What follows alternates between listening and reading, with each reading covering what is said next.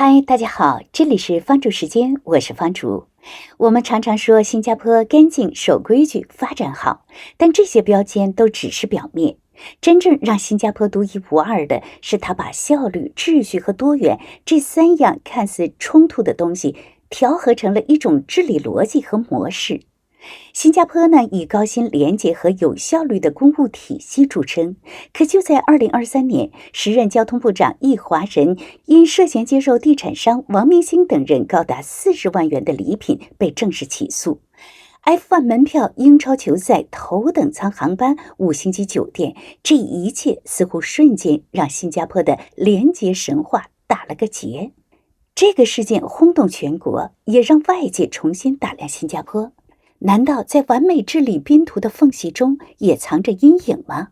还是说，正因为有它的制度，新加坡政府才能面对丑闻而不塌陷？那今天呢，我们就来拆解这个神奇的混合系统模式，看看新加坡究竟是怎样把秩序、效率和多元拼成了一种独特的治理模式。我们先来说说效率，说说新加坡对效率的极致追求。你一下飞机，入境全自动，地铁不等人，办事呢按流程。新加坡的机场是全世界最像艺术展览馆的交通枢纽，它的政府是你发封电邮，居然真的有人回你的那一种。而这份效率的背后，有一种深入骨子里的制度式的节奏感。比如说，最著名的祖屋的布局，不是为了解决住房，而是为了城市通勤、民族融合、社区安全等的配套。新加坡的未来城市不是说说而已，而是一个个用 AutoCAD 画出来的。也就是说，通过高度理性、精密、层层验证的图纸设计，一步步实现的，才一砖一瓦的执行出来的。而有实效的是，新加坡的政策从来不是拖延到民意起哄才动手，而是先算清楚，而后告诉你。比如疫情期间的防疫补贴、产业转型计划、数码政府项目，全是提前规划、精准发力。我们再一起来看看效率三个字在现实中长什么样子。举个例子，新加坡建的东海岸填海公园 East Coast Park， 这可是个不折不扣的大工程。这个项目占地约185公顷，起初呢，不少人以为这只是个生态修复项目，但政府在1970年代就已经把这块地规划成了未来的居民区、海边休闲区、排水系统和水资源调控等的管理系统3合1复合结构。你今天在公园边跑步吃沙爹，背后其实是几十年前的新加坡城市设计师就在蓝图上一步步规划出来的。在施工方面呢，不是先动工再改图纸，而是前期调研精密到连地基土壤要不要换层，水流流速对海堤影响有多大，要先跑模型，再敲锤子。再比如数码政府 Smart Nation 计划，新加坡是全亚洲最早推行全球性电子身份 ID 的国家之一，几乎所有公民事务都能在一个名为 SingPass 的 APP 里完成。办护照、查医保、申请津贴、看孩子成绩，不需要你跑部门，而是平台自己跨机构整合数据，系统自动提醒你下一步该做什么。公民只要跟着节奏走，基本就不会掉链子。而背后最厉害的是那套先模拟再试点、小范围测试再全岛上线的政策实验流程，绝不是拍个脑袋做出的决定，而是用数据一步步跑出来的。所以你会发现，新加坡的很多基础设施看起来不起眼，但就是不容易坏，不需要返工，10年如新。说到这儿呢，我们必须对比一下在效率方面让广大民众十分着急的新西兰，一个先天就美美的，也是一个号称宜居的发达国家。结果这几年最出名的是让纳税人痛心不已的 KV Build 项目。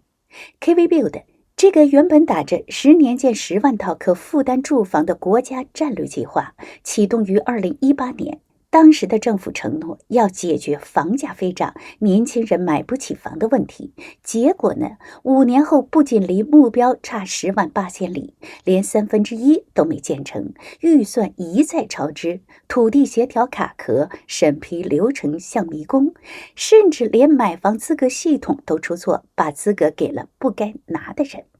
在2023年，新西兰官方政府不得不承认，这个项目真的是过于理想化了，在现实中难以推进，民众怨声载道，年轻人依旧买不起房，原本被寄予厚望的 KV Build 却变成了 KV Bust。这就是差距。一个画图纸做沙盘，把政策当建筑来设计；一个拍胸脯丢预算，最后搞成一地鸡毛。所以你明白了吧？新加坡所谓的效率从来不只是快，而是可持续性、可复制、可落地的制度设计能力，这才是极致。纽西兰搞项目真的是让民众提心吊胆。有句调侃的话是说，政府的计算器总是有问题，项目预算绝对会超支。抱怨是抱怨，不过呢，纽西兰的风光绝对是纯美而独特的，绝不辜负上帝后花园的美誉。在这儿呢，方舟也欢迎新加坡的朋友们来纽西兰旅行，支持一下凌乱中的纽西兰。我们再来说说新加坡的秩序感是来自自觉，认识这一点很重要。李光耀先生曾经说过一句话：自由不是想做什么就做什么，而是知道不该做什么。这句话听起来像个规矩人的说教，但你细品，真的很有力量。打个比方，它像一条城市地铁的运行逻辑，你可以自由上车、自由下车、自由选择去哪一站，但你不能跳轨、拉门、逆行。不是因为有人一直在监视你，是因为你知道这样做会让整个系统停摆，会影响到成千上万的人。自由不是混乱里的放纵，而是规则下的舒展。李光耀先生要的不是一个听话的新加坡，而是一个彼此有默契的新加坡。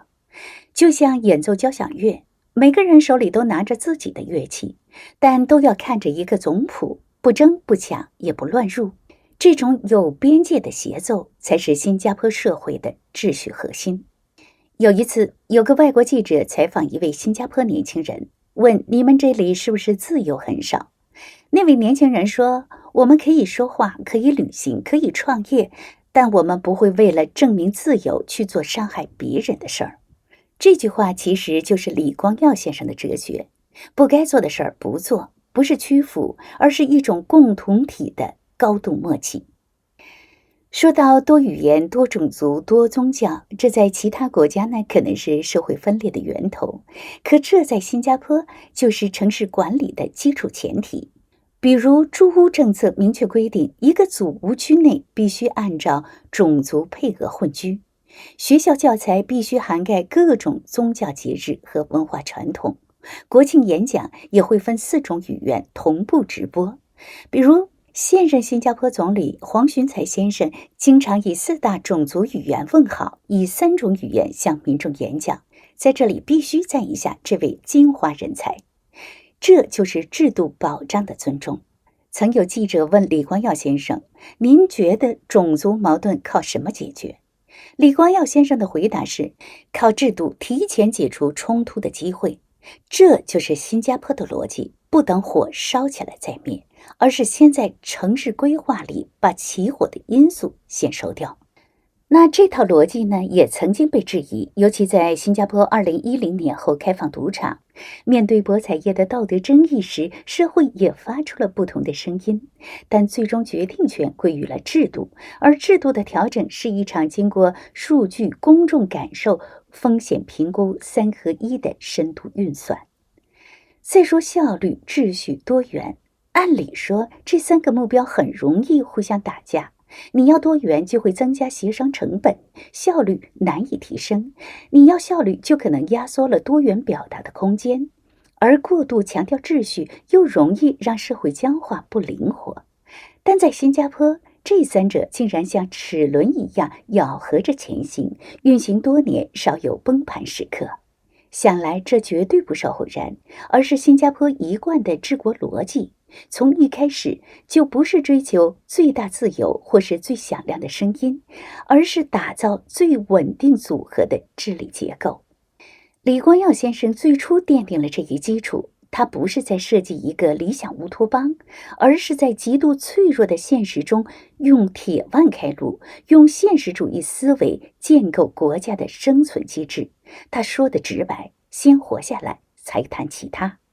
进入了吴作栋先生时代，他强调的是制度建设的持续性，而不需要再用铁腕治理，而是致力于把国家运行方式从个人意志转为制度惯性，建立跨代交接的稳态机制，让国家运作不依赖超级英雄，而依赖系统本身。李显龙先生上台后，则强化了整个体制的精密性、数字化、专业化，技术官僚体现逐步成熟。到了黄循财先生时代，更转向软治理与协同感，不是降低标准，而是提高说服力；不是压制民意，而是吸纳民智。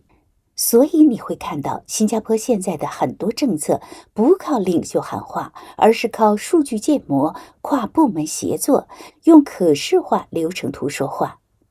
新加坡也并非完美，也并非没问题，但它确实成了计划型稳定民主的一种范本。